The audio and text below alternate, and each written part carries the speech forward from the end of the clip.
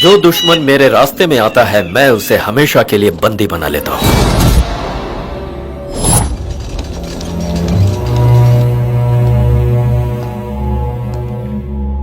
Doctor, कैसी condition है इसकी? सर पर मार्क्स ज्यादा लगी सर, लेकिन कोई खतरा नहीं है। सिर्फ 3 महीने की ट्रीटमेंट चाहिए इन्हें, फिर ये नॉर्मल हो जाएंगे। नहीं होना चाहिए, किसी भी हालत में ये नॉर्मल नहीं होना चाहिए। इसे ना तो मरने देना है ना जीने देना है। किसी भी पेशेंट को ऐसा करने के लिए कुछ मेडिसिन बनी है सर।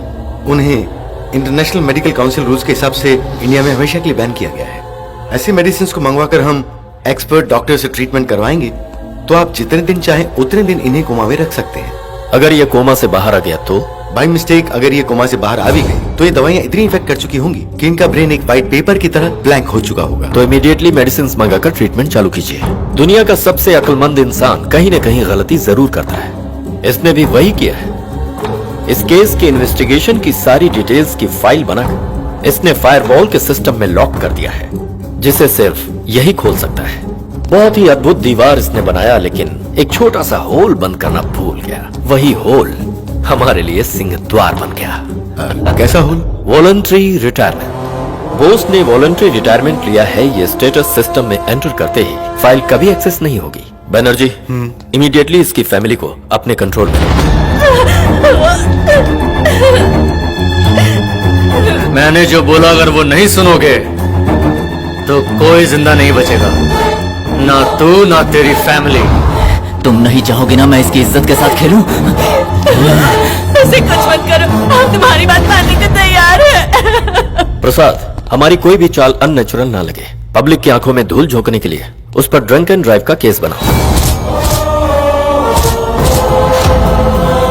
इस तरह से मैंने तुम्हें एक जिंदा लाश बनाकर रख दिया था, लेकिन मेरी बदनसीबी कि कोमा में रहते हुए तुम्हारी एक दिन सांसें रुक गई।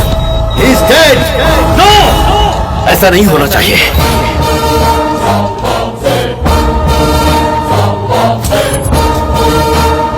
मेरी टेंशन और बढ़ गई क्योंकि ये मेडिकल साइंस को भी पता नहीं चला कि तुझ में जान वापस कैसे आ गई।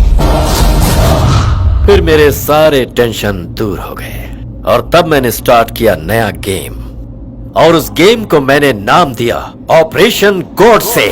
होश में आने के बाद तू जिस दुनिया में जी रहा था वो मेरी ही बनाई हुई दुनिया थी। जिन लोगों से तू मिल रहा था वो सब तेरे लिए अनजान थे। मैंने तेरे आसपास इतना कंफ्यूजन पैदा कर दिया कि कौन तेरी माँ है और कौन तेरा बाप, तू समझ ही नहीं पाया।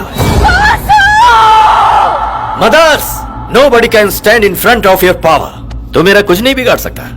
तुझे पता है क्यों? अब तेरा सीबीआई से कोई संबंध नहीं रहा। कोबरा के हलक से जहर निकाल लिया। सिर्फ तू डसता रहेगा लेकिन असर नहीं होगा। अबे, बिजली गिरने के बाद बादल की गड़गड़ाहट भी हम लोगों को 1 सेकंड लेट सुनाई देती है। दहकते हुए इस जलते हुए सूरज को भी 1 घंटे का ग्रहण लगता है। देरी हुई तो क्या हुआ? ऐसा नहीं कि तेरा फैसला नहीं होगा, पाप का अंत होकर ही रहता है। ऑलरेडी तेरे सारे पंख काट दिए, अब इतना क्यों उड़ रहा है?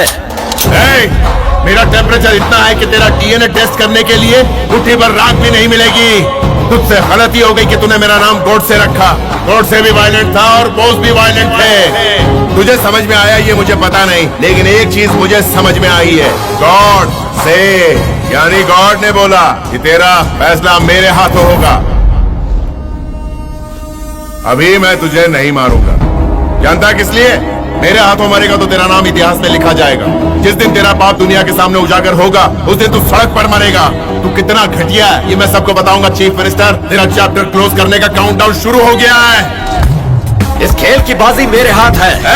खेल तूने शुरू किया, खत्म मैं करूंगा। तेरे और मेरे बीच का फासला सिर्फ 3 फुट का रहेगा।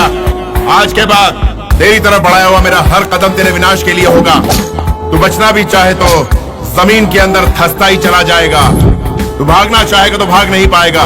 तुझे छुपने के लिए यह आसमान भी छोटा पड़ेगा। और मैं ये सिर्फ कहने के लिए नहीं कह रहा हूं, I will prove it to you. मैं तुझे नहीं छोड़ूंगा। तुझ में जितना दम है पूरा लगा लेना।